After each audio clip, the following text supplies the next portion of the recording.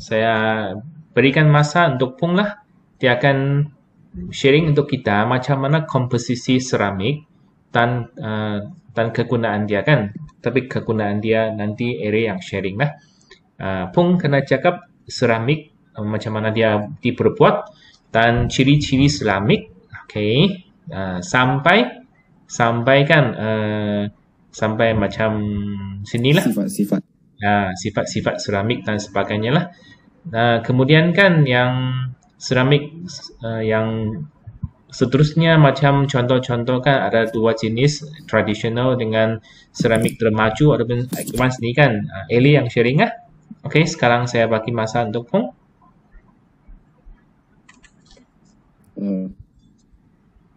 Seramik merupakan pekerja yang terdiri daripada bahan bukan organik dan bahan organik. Bahan seramik terhasil melalui proses pembentukan dan pengerasan menggunakan kaedah pemanasan pada suhu yang tinggi. Maksudnya kan ini komposisi seramik terbentuk daripada sebahagian logam atau separuh logam yang dibentuk dengan pemanasan yang pada suhu yang sangat tinggi. Contoh-contoh sebahagian yang membentuk seramik ialah sebahagian logam dan sebahagian separuh logam. Contoh untuk sebahagian logam seperti aluminium oksida dan magnesium oksida. Dan contoh untuk sebahagian separuh logam adalah seperti boron nitrita dan silikon karbida. Dan ada satu lagi, dia boleh juga dibentuk dengan sebahagian bukan logam, contohnya titanium karbida. Seterusnya adalah cara atom-atom unsur terikat di dalam seramik. Atom-atom unsur di dalam seramik diikat dengan ikatan ionik dan ikatan kovalen yang kuat. Ini disebabkan oleh ikatan ionik dan ikatan kovalen yang lebih kuat daripada ikatan logam. Jadi bahan seramik adalah lebih kuat daripada logam. Ikatan ionik, bahan seramik ini adalah mempunyai tekanan lebur yang tinggi dan kestabilan kimia bagi bahan kestabilan kimia yang baik. Sebabkan dia ikatan ionik dan ikatan kovalen. Seramik tidak mempunyai elektron yang bergerak bebas. Jadi dia sebab elektron di dalam seramik tidak bebas bergerak untuk mengkonduksikan elektrik atau apa. Jadi seramik adalah semiconductor.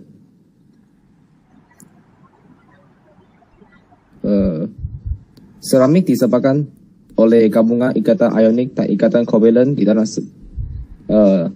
jadi cara-cara tidak mudah untuk menggelosor antara satu sama lain dan seramik akan pecah jika daya yang terlalu tinggi dilakukan. Seterusnya ialah sifat-sifat asas seramik. Sifat-sifatnya adalah keras dan kuat. Seramik juga tidak reaktif secara kimia dan tidak mudah mengakis. Seramik tahan terhadap manfaatan lengai secara kimia. Adalah satu penempat haba yang baik. Mudah pecah, melebur pada suhu yang sangat tinggi dan sebagainya. Dan seramik adalah kalis haba tinggi dan kekal stabil pada tekanan tinggi. Itu saja tentang seramik. Okay.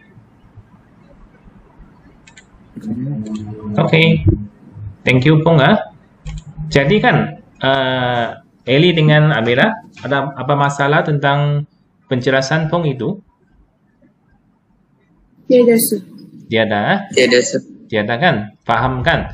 Yang very special pada seramik kan yaitu yang kita tidak boleh bayangkan yaitu gabungan antara ikatan ionik dengan ikatan kovalen kerana kan seramik ini dibuat daripada tanah liat. Kita tahu kan tanah liat itu di dalam dia ada banyak mineral kan. Mineral itu, kalau mineral itu teroksida, dia akan menjadi ionik kan? Ionik. Tapi kita tahu tanah itu kan dia merupakan sejenis macam karbon. Jadi dia adalah sejenis covalent.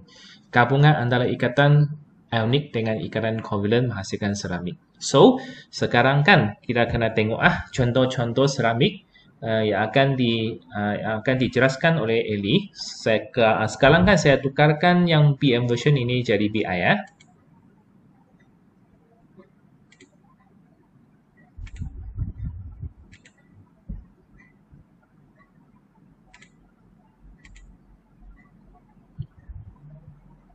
Oke, Eli.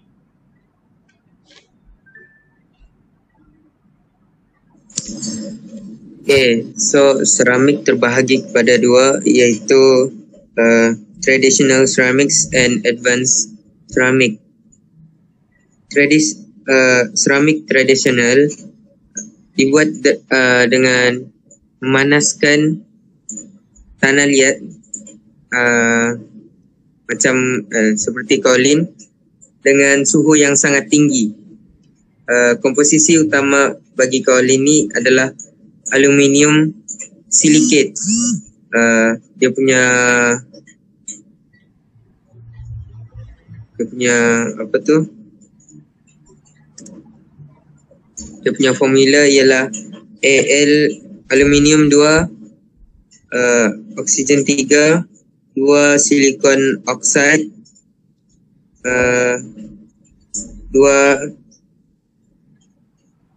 hidrogen oksigen, 2 hidrogen, 2 H2O. Bila air dan juga tanah liat ni bergabung, tanah liat tu menjadi lembut dan mudah dibentuk mengikut bentuk dan saiz yang diinginkan. Seterusnya, bila siap sudah bentuk yang mau dibuat, tanah liat tu akan dipanaskan ke suhu yang sangat tinggi. Contoh dia macam dalam pembuatan bata, pinggan, juga pot makanan dan juga simen. Antara bahan lain yang juga membuat traditional ceramics ni adalah quartz sand dan mineral. Okay. Advanced ceramic pula dia develop kepada berbagai cara yang lain. Dia telah berevolusi. Antaranya hasil kerja manusia ialah menggabungkan oxide ceramik dan juga non-oxide ceramik such as carbide and nitrate. Carbide ni dia punya formula SiC. Kalau nitrate ni Si3N4 dan juga oxides dan juga borides. Contoh bagi oxide ceramik ni ialah aluminia, iaitu aluminium oxide Al2O3 dan juga zirconia, zirconium oxide ZrO2. Examples of non-oxide ceramic are silicon carbide SiC and silicon nitrate SiN. Advanced ceramic have the property of high heat resistance and abrasion, very inert chemically and superconductivity. Advanced ceramic ni dia dibuat dengan pelbagai cara.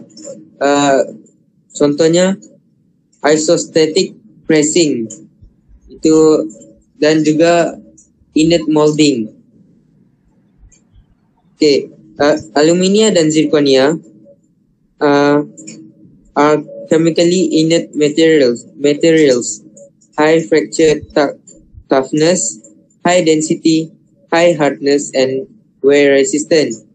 Zirconia is used as dental implants, and alumnia is used as bone substitute in orthopedic operation such as hip and knee replacement.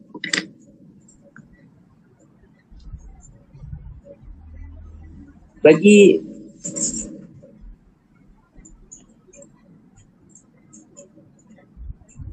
non-oxide ceramic seperti silicon carbide, very hard and strong and used to make disc cutter, and silicon carbide also high resistant to heat and resistant to thermal shock. It is used to make disc brake. Another one is tungsten carbide, WC, is very hard and resistant to abrasion. It is used to make tungsten carbide rings. Unlike rings made of traditional metals such as gold, silver, and platinum, tungsten carbide is extremely hard. The only thing that can stretch a tungsten carbide is a diamond.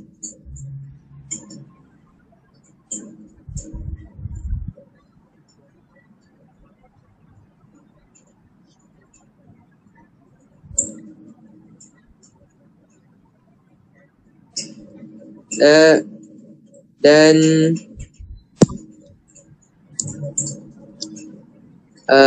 antara kegunaan lain bagi advanced ceramic ni adalah dalam pembuatan dinding nuclear reactor dan juga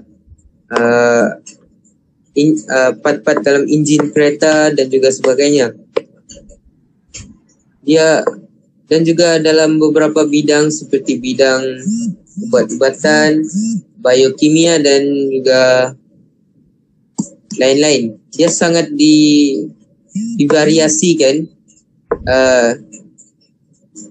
Dia berevolve dengan sangat banyak, berevolusi dengan sangat banyak, sehingga akan terdapat kegunaan-kegunaan lain selain daripada tempat penyimpanan makanan, tempat menjadi simen dan lain-lain.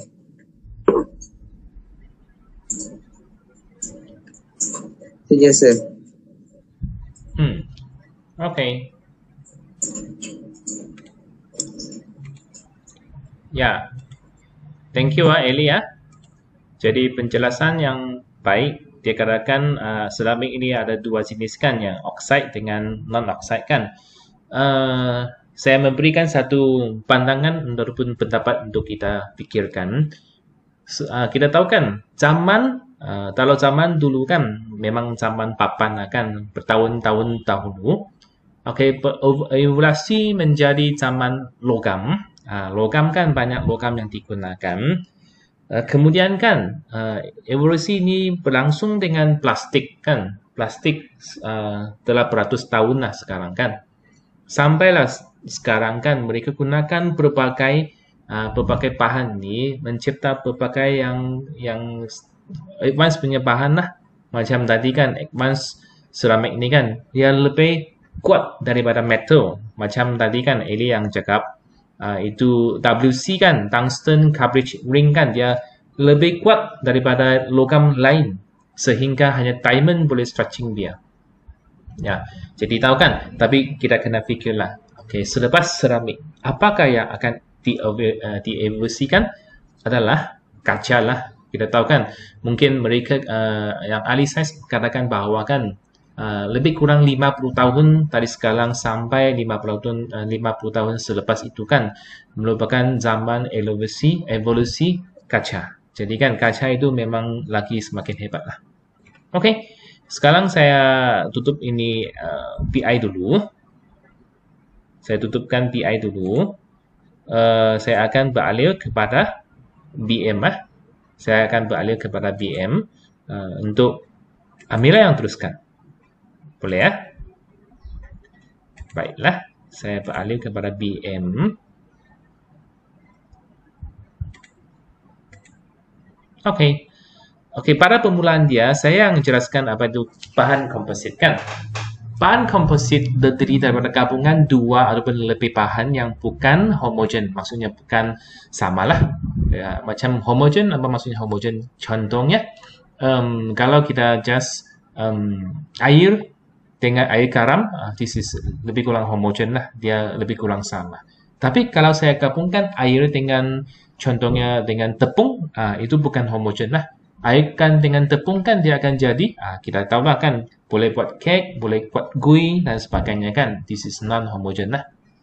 Jadi bahan komposit ini seolah-olahnya macam contoh tadi lah, air dengan itu tepung kan boleh jadi bahan baru kan.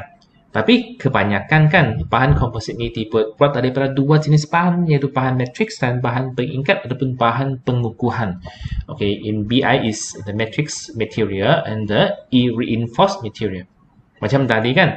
Okay, Mira ada tanya saya, apa itu matrix kan? Contohnya lah kan. Saya berikan contoh bawah. Kalau kita buat satu dinding dengan simen, memang dinding itu kuat lah. Kalau kita pukul dengan tangan kita, memang tangan kita sakit lah kan. Tapi kalau kita pukul dengan penukuh besi yang besar-besar, mungkin itu dinding akan tidak tahan juga. Mungkin dia retak. Kalau kita pukul saja 200 kali, 300 kali, 500 kali, mungkin dinding akan tumpah ataupun tumpang juga. Tapi kalau kan, dinding ini kalau diperbuat daripada kita tambahkan satu lapisan ataupun satu structure besi dalam dia, ataupun lagi baik tambahkan sesuatu alloy, yaitu stainless steel di dalam dia, dia akan jadi sangat kuat. Kalau saya pukul dengan yaitu penukukan yang besi, mungkin saya pukul 2000 kali kan, dia meletak lah, dia retak juga. Tapi dia tidak akan tumpang sebab dia ada tulang sudah, kuat sudah. Macam gambar raja itu kan, matrix ataupun pengikat mengelilingi dan mengikat bahan pengukuh, kumparan gantian ataupun serpihan bahan yang lebih kuat untuk membentuk bahan komposit lah. Jadi bahan pengukuh itu tulang dia, tambah dengan bahan matrix, badan dia jadi bahan komposit. Sangat kuat lah. Contoh bahan komposit semula jadi adalah kayu, iaitu kayu diperbuat daripada gantian selulosa yang panjang. Gantian ini dikumpul bersama oleh tumbuhan polimer lain, yaitu lignin, yaitu kulit dia lah. Bahan pengukuhan adalah gantian selulosa dengan bahan matrix adalah lignin, yaitu kan dia punya isi dia dengan ada dalam dia ada yang itu selulosa kan. Saya rasa kan kita tidak pernah tumpangkan pokok semasa MCO kan. Saya mau buat satu taman penanaman, jadi saya mau cari bahan Kalau mau cari bahan, kamu tahu lah MCO itu tidak boleh keluar, tidak boleh keluar kan. Kalau keluar pun macam kedai-kedai tidak buka kan.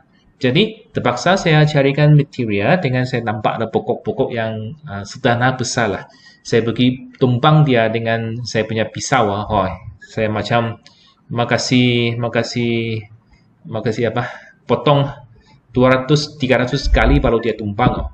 Itulah kerana tadi kan pokok itu kuat kerana dia ada bahan matrix dengan bahan pengukuhan lah. Pengukuhan dia adalah gantian selulus. Baiklah. Jadi kan kita tahu kan bahan-bahan komposit ini dia mempunyai sifat yang lebih baik daripada komponen asal dia lah. Jadi kan saya bagikan masa untuk Mira. Dia akan sharing untuk kita macam mana contoh-contoh bahan komposit ini dengan keistimewaan dia. Okey, Mila? Okey.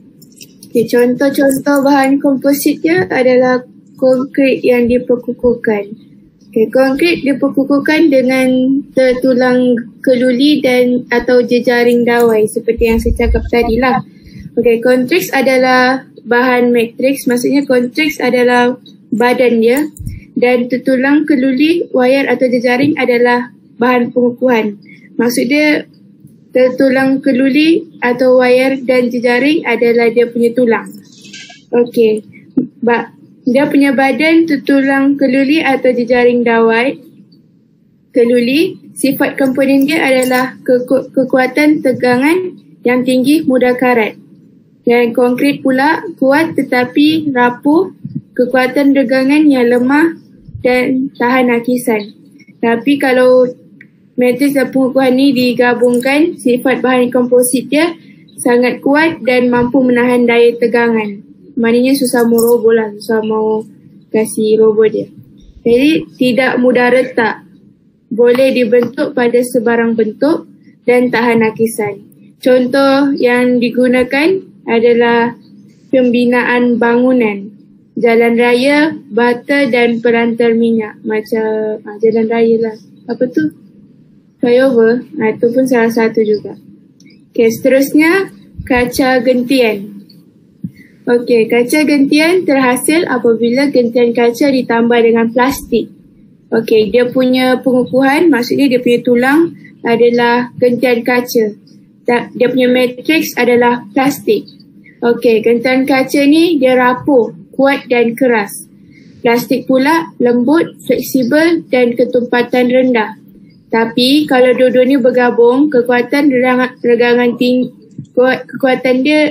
dia tinggi, keras, ringan dan kuat. Ketumpatan dia pula rendah, lengai terhadap bahan kimia. Mudah dibentuk dalam lapisan nipis tetapi masih kuat. Penebat haba dan elektrik. Okay, selalunya kaca gentian ni digunakan untuk membuat tangki simpanan air, bot kecil, topi keledar, badan kenderaan, bumper kereta, tali raket dan joran. Okey, seterusnya gentian optik. Okey, gentian optik terdiri daripada teras gentian kaca. Teras gentian kaca ni adalah sebagai dia punya bahan pengukuhan. Lepas tu salutan kaca atau plastik adalah bahan matriks. Jaket pelindung plastik adalah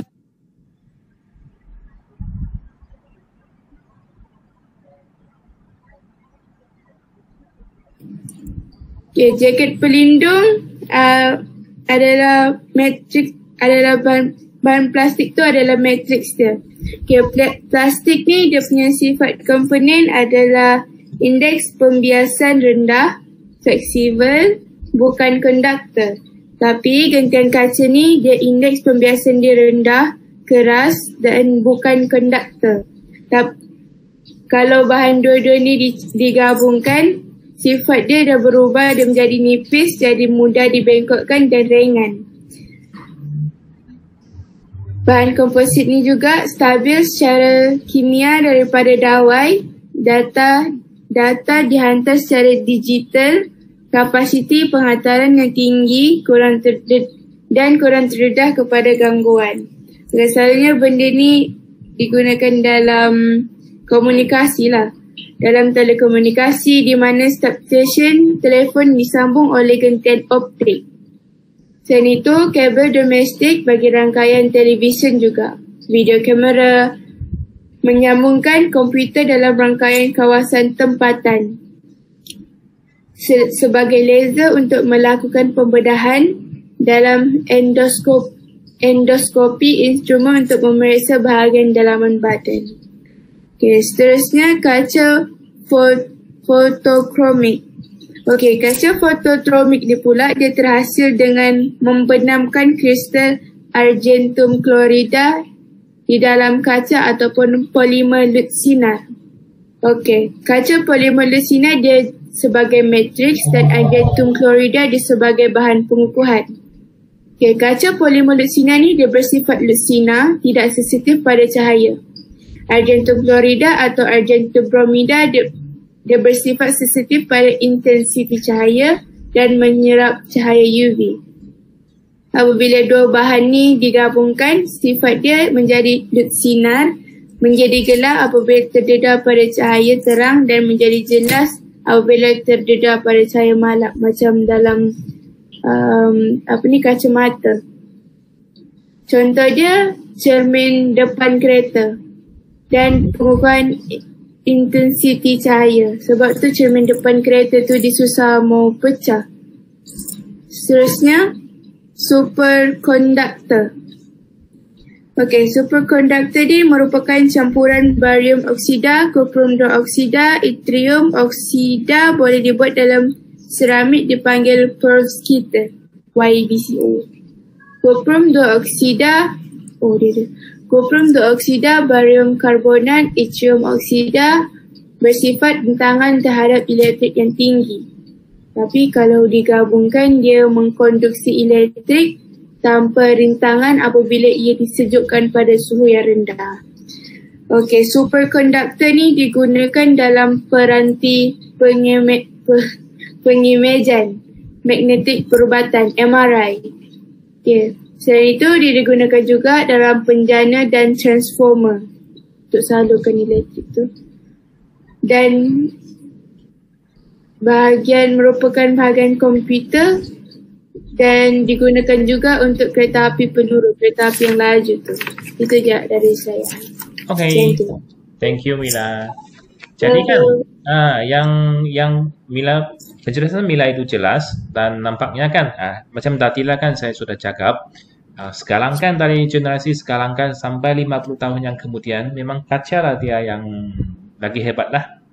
Kita pernah tengok juga kan yang kaca itu fotokromik kan, ada itu kacamata yang lebih advance sedikit. Kalau kan maksudnya kan dia macam kaca biasa juga kan. Dia menolong orang yang macam long sightedness dengan short sightedness. Tapi kan kalau dia keluar, itu kaca terkena itu cahaya terang, dia terus jadi gelap. Jadi sunblock pula. Okay? Kalau dia pada waktu malam kan kaca itu lagi jelas. Macam dia ada lem di dalam dia. Tapi kan ini advance punya lah. Kacamata kan selalunya dijual di kedai biasa lebih kurang 200-300 kan. Tapi kaca yang special ini, fotokromik ini, dia mungkin 800 ataupun beribu-ribu itu. Bergantung pada kualiti dan juga bahan-bahan tergantung di dalam dia lah. Satu lagi yaitu optic fiber bah. Ini pernah dengar kan optic fiber kan? Sekarang kan kita tahulah zaman ini telekomunikasi memang penting kan. Optic fiber ini akan semakin penting lah. Macam kan di Cyberjaya, Putrajaya kan, ataupun macam di Singapura, dia punya data transmit kan macam mereka punya wifi, bukan macam kita punya. Mereka punya 100 Mbps lah. 100 Mbps maksudnya dalam 1 second itu dia boleh transmit sekurang-kurangnya boleh 100 megabyte. Tapi kalau di Kudat, apakah dia punya transmission? Kalau 1 megabyte itu saya rasa itu sudah laju lah. Tapi kalau kamu tengok di Singapura kan, Singapura itu mereka kan semua gunakan optic fiber, bukan macam kita kan. Bahkan sedikit gunakan optic fiber, kebanyakan masih gunakan tawai kerupum yang biasa. Macam kita punya telefon kan, tawai kerupum bah, bukan optic fiber. Kalau optic fiber itu kan sekurang-kurangnya 100 Mbps. Kalau di Singapura boleh sampai 500 Mbps itu. Maksudnya kan 500 megabyte, wah macam satu movie kan. 1 saat saja dia boleh loading.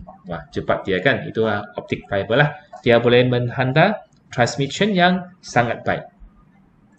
Satu lagi yang fiber ini, kaca fiber, iaitu kaca gentian kan, kita tahu kan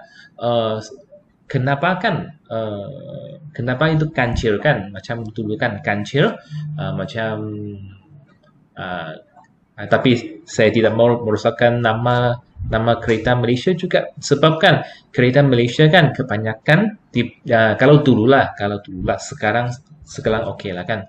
Sebab kenapa kaca gentian ni semakin advance, semakin kuat. Kalau dulu macam kancil kah, macam kelisa kah, kenari kah kan, badan mereka agak nipis. Kenapa? Mereka gunakan kaca gentian, bukan logam itu, bukan guna besi itu, gunakan kaca gentian. Dia boleh digunakan untuk buat badan kereta. Tapi kan itu fiber pun ada tahap juga, ada pun kualiti dia juga.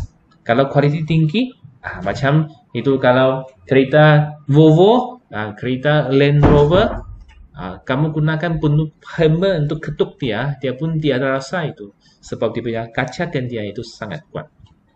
So, kita tahulah, ini sebarang sedikit tentang bab 8. Kita ada alloy, kita ada bahan komposit, kita ada seramik dengan kita ada kaca. Ada masalahkah antara bab ini? Saya akan sharekan satu slide di mana kan kita tengok perbezaan di antara seramik dengan kaca. Ini penting juga. Baiklah, ini kan kita tengok apakah itu perbezaan antara seramik dengan kaca? Sebab kan dalam exam kan, terutamanya dalam SPM, bertahun-tahun saya sudah tengok. Dia selalunya kita pantingkan di antara keras and seramik. Kita tengok kalau seramik ini kan selalunya dia punya bahan pembuatan. Yang first dia punya bahan pembuatan macam tadi kan heat the clay colloid ini tanah liat campur dengan aluminium oxide silicon the hydrate. Kemudian ini kaca kan dia merupakan campuran antara silicon oxide ataupun natrium carbonate ataupun calcium carbonate lah. Jadi kan yaitu bahan kantungan dapat di pasir. Satu gunakan pasir, satu gunakan tanah liat. So this is tanah. Kedua-duanya dipanaskan dengan suhu yang sangat tinggi di mana kaca lebih kurang 1500 Celsius, tanah liat yaitu 1000 Celsius. Mereka akan berbentuk lebur. Kalau kaca dia akan lebur dan dia akan keras balik. Kalau seramik dia akan terus keras. Baiklah, tengok dia punya perbezaan. Yang pertama, dia adalah non-porous. Maksudnya kan air tidak boleh masuk kaca. Tapi seramik porous. Air boleh masuk kaca, maksudnya kaca pula. Air boleh masuk seramik. Kemudian transparent. Tahulah kan, kaca itu transparent. Kalau seramik itu tidak bersinar atau opaque, maksudnya dia akan bentuk bayang-bayang lah. Kalau kaca itu dia transparent saja. Kalau kaca itu low melting point compare to seramik. Maksudnya kalau kita comparekan kaca dengan seramik itu kan masih seramik itu lebih tahan dan dia lebih tahan dan tinggi takat titik dan takat lebur dia lah. Ceramics cannot heated until the molten repeat like glass. Maksudnya kan glass ini kan dia kalau kita heat dia akan jadi lembut, kemudian boleh bentuk berbagai bentuk macam bahan-bahan penghiasan kan. Seramik kita tidak boleh sehingga lebih daripada dia punya takat titik atau takat lebur dia baru boleh molten lah. Kemudian kita tengok persamaan di antara kaca dengan seramik. Yang first is heat and electric insulator. Dia memang kedua-duanya tidak mengkondaksikan haba dan mengkondaksikan elektrik. Hard but bitter, kuat tapi rapuh. Maksudnya kuat seramik dengan kaca itu kuat. Kenapa? Gunakan kaca dan seramik kedua-dua kalau kita pukul kepala kita, mana yang sakit?